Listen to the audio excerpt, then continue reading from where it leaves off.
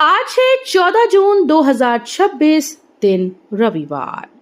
नमस्कार, दिल्ली न्यूज में आपका बहुत बहुत स्वागत है। चलिए देखते हैं आज की 25 फटाफट काम की और महत्वपूर्ण बड़ी खबरों को। पर इससे पहले वीडियो को लाइक करना बिल्कुल न भूलें। पिंक सहेली की स्मार्ट कार्ड केंद्र रहेंगे बंद, कल से लागू होगी नई व्यवस्था। दिल्ली में पिंक सहेली स्मार्ट कार्ड से जुड़ी सेवाओं में बड़ा बदलाव होने जा रहा है। नई व्यवस्था लागू करने की तैयारी के तहत निर्धारित तिथि पर सभी पिंक सहेली स्मार्ट कार्ड केंद्र बंद रहेंगे। अधिकारियों के अनुसार कल से नई प्रणाली लागू की जाएगी, जिससे कार्ड जारी करने और संबंधित सेवाओं को अधिक व्यवस्थित और सुगम बनाया जा सके। दिल्ली में महंगी हुई बिजली, 500 यूनिट से ऊपर खर्च वालों पर असर। दिल्ली के बिजली उपभोक्ताओं को बड़ा झटका लगा। राजधानी में बिजली की लागत बढ़ने से अब कई लोगों का बिजली बिल ज्यादा आएगा। टाटा पावर क्षेत्र के उपभोक्ताओं को करीब 1% अतिरिक्त भुगतान करना होगा, जबकि BSES के विभिन्न क्षेत्रों में रहने वालों के बिल में 2.5 से 3.5% तक की बढ़ोतरी होगी। दिल्ली में हर घर पर फायर सेफ्टी नियम सख्त, 4 उपाय होंगे अनिवार्य। दिल्ली में हालिया अग्निकांडों के बाद फायर सेफ्टी को लेकर बड़े बदलाव की तैयारी है। नई नीति के तहत घरों और इमारतों में स्मोक डिटेक्टर, फायर अलार्म, अग्निशमन उपकरण और सुरक्षित निकासी व्यवस्था जैसे 4 प्रमुख सुरक्षा उपायों को अनिवार्य किया जा सकता है। ये पहल मालवीय नगर अग्निकांड जैसी घटनाओं के बाद सामने आई, जहां सुरक्षा मानकों पर गंभीर सवाल उठे थे। दिल्ली पुलिस का नया एक्शन प्लान, अब रोज फील्ड में उतरेंगे वरिष्ठ अधिकारी। दिल्ली पुलिस की कार्यशैली में बड़ा बदलाव देखने को मिलने वाला है। नए निर्देशों के तहत अब DCP, ADCP और ACP स्तर के अधिकारी रोजाना फील्ड में नजर आएंगे और कानून व्यवस्था की स्थिति का सीधे जायजा लेंगे।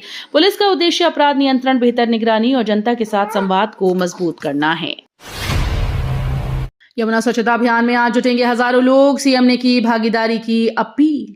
दिल्ली में आज यमुना स्वच्छता अभियान के तहत हजारों लोगों के जुटने की उम्मीद है। विभिन्न यमुना घाटों पर सफाई और जन जागरूकता कार्यक्रम आयोजित किए जाएंगे। मुख्यमंत्री रेखा गुप्ता ने नागरिकों, सामाजिक संगठनों और युवाओं से इस अभियान में बढ़ चढ़कर हिस्सा लेने की अपील की। उनका कहना है कि यमुना को स्वच्छ और प्रदूषण मुक्त बनाने में जन भागीदारी सबसे महत्वपूर्ण है। बच्चों के जरूरी टीके और कैंसर की दवाएं महंगी, सरकार ने दी मंजूरी। आम लोगों के लिए स्वास्थ्य संबंधी खर्च बढ़ने वाला है। सरकार ने खसरा, टिटनेस, BCG और MR जैसे जरूरी वैक्सीन की कीमतों में बढ़ोतरी को मंजूरी दी। ये टीके बच्चों को कई गंभीर और जानलेवा बीमारियों से बचाने के लिए राष्ट्रीय टीकाकरण कार्यक्रम का अहम हिस्सा है। इसके अलावा कैंसर के इलाज में इस्तेमाल होने वाली एक महत्वपूर्ण दवा की कीमत में करीब 50% तक बढ़ोतरी की गई।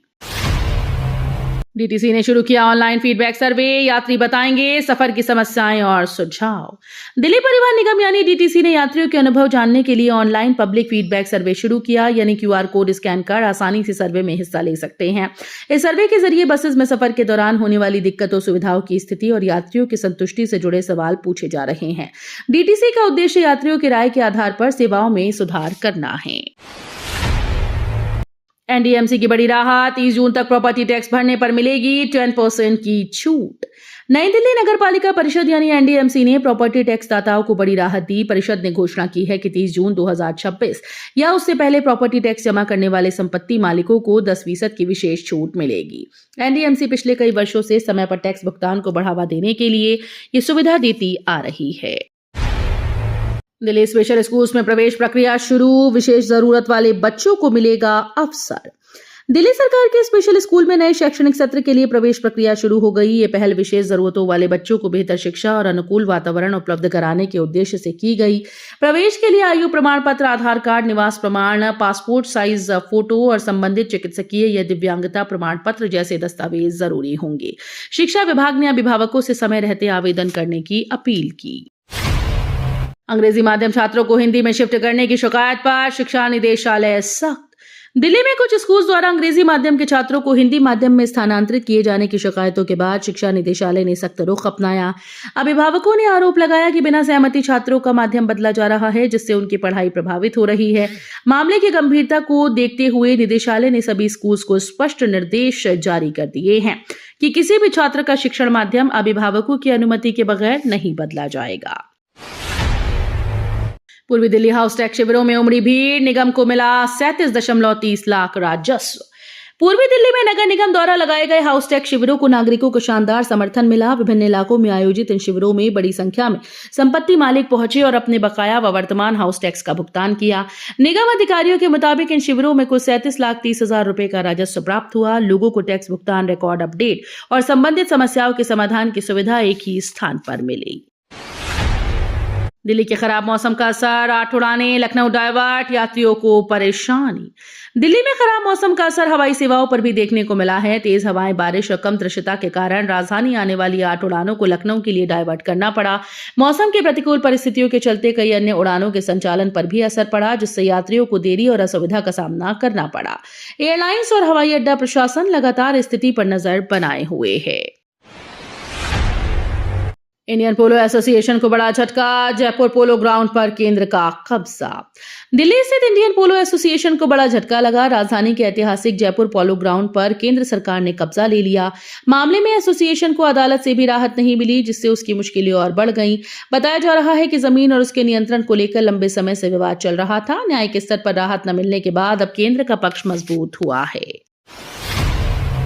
भीषण गर्मी में बढ़ी बियर की मांग, दिल्ली में बिक्री ने तोड़े रिकॉर्ड। दिल्ली में पड़ रही भीषण गर्मी का असर बियर की बिक्री पर साफ दिखाई दिया। मई महीने में राजधानी में बियर की रिकॉर्ड बिक्री दर्ज की गई, जिससे पिछले कई वर्षों के आंकड़े पीछे छूट गए।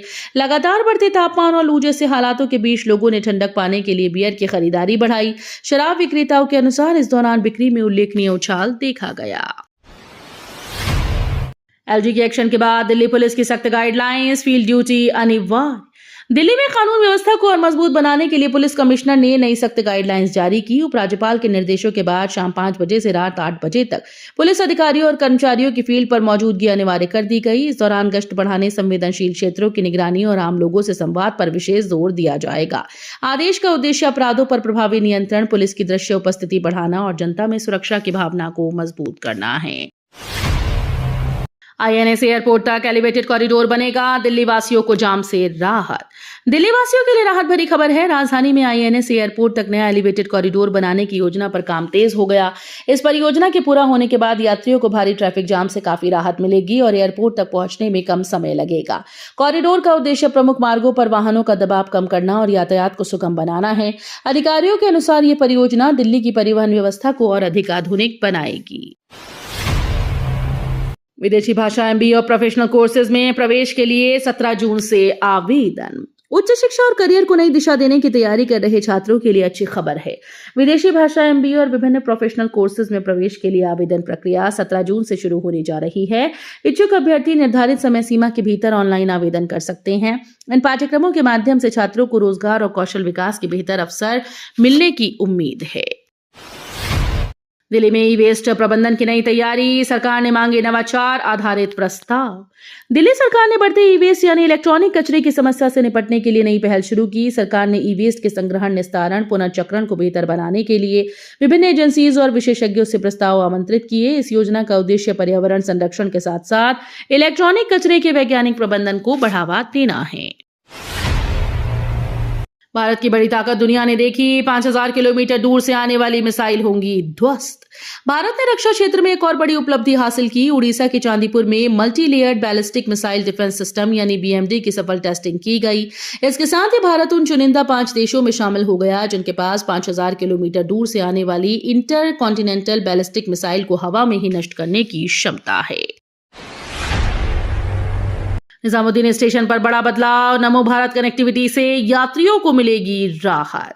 दिल्ली के हजरत निजामुद्दीन रेलवे स्टेशन पर यात्रियों की सुविधा के लिए बड़ा बदलाव किया जा रहा है। नमो भारत कॉरिडोर से बेहतर कनेक्टिविटी देने के उद्देश्य से नया फुट ओवर ब्रिज यानी एफओबी बनाया जाएगा, जिससे स्टेशन तक पहुंचना आसान होगा।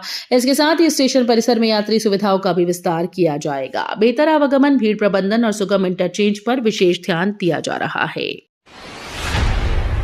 देश भर के बैंक ग्राहकों को आरबीआई की चेतावनी, नहीं तो हो सकती है कार्रवाई। भारतीय रिजर्व बैंक यानी आरबीआई ने देश भर के बैंक ग्राहकों को बड़ा अलर्ट जारी किया। आरबीआई ने चेतावनी दी कि अपने बैंक खाते का इस्तेमाल किसी अन्य व्यक्ति को पैसे भेजने या प्राप्त करने के लिए न करने दें। साइबर अपराधी और ठग अवैध धन को वैध दिखाने के लिए दूसरों के खातों का इस्तेमाल कर रहे हैं, जिसे मनी म्यूल कहा जाता है। कई मामलों में लोगों को पैसे का लालच देकर उनके खाते इस्तेमाल किए जाते हैं। एनडीए की पहली महिला कैडेट्स बनी सेना अधिकारी, रचा इतिहास। भारतीय सेना के इतिहास में एक नया अध्याय जुड़ गया है। पहली बार राष्ट्रीय रक्षा अकादमी यानी एनडीए से प्रशिक्षण प्राप्त करने वाली 9 महिला कैडेट्स सेना में अधिकारी बन गई। वर्ष 2022 में महिलाओं के लिए एनडीए के द्वार खुलने के बाद ये पहला बैच है जिसने सफलतापूर्वक प्रशिक्षण पूरा कर लिया। देहरादून स्थित भारतीय सैन्य अकेडमी में आयोजित पासिंग आउट परेड में राष्ट्रपति द्रौपदी मुर्मू ने इसे ऐतिहासिक उपलब्धि बताया। तुगलकाबाद में 5 मंजिला इमारत में भीषण आग, एक परिवार के 3 लोगों की हुई मौत। दिल्ली के तुगलकाबाद इलाके में एक 5 मंजिला इमारत में भीषण आग लग गई जिससे बड़ा हादसा हुआ। इस दर्दनाक घटना में एक ही परिवार के 3 लोगों की मौत हो गई। आग लगते ही इलाके में अफरा तफरी मच गई और लोग जान बचाने के लिए बाहर भागे। स्थानीय लोगों और पड़ोसियों ने साहस दिखाते हुए कई लोगों को सुरक्षित बाहर निकाला। बताया जा रहा है कि यदि पड़ोसी समय रहते मदद के लिए आगे नहीं आते तो मृतकों की संख्या और बढ़ सकती थी। फिजिक्स वाला से मीशो तक निवेश का मौका, कई शेयर्स में 63% तक उछाल संभव।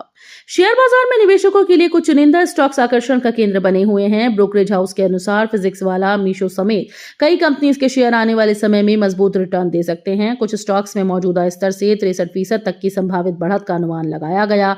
विश्लेषकों का मानना है कि बेहतर कारोबारी प्रदर्शन, बढ़ती बाजार हिस्सेदारी और मजबूत ग्रोथ संभावनाएं इन कंपनीज के पक्ष में हैं।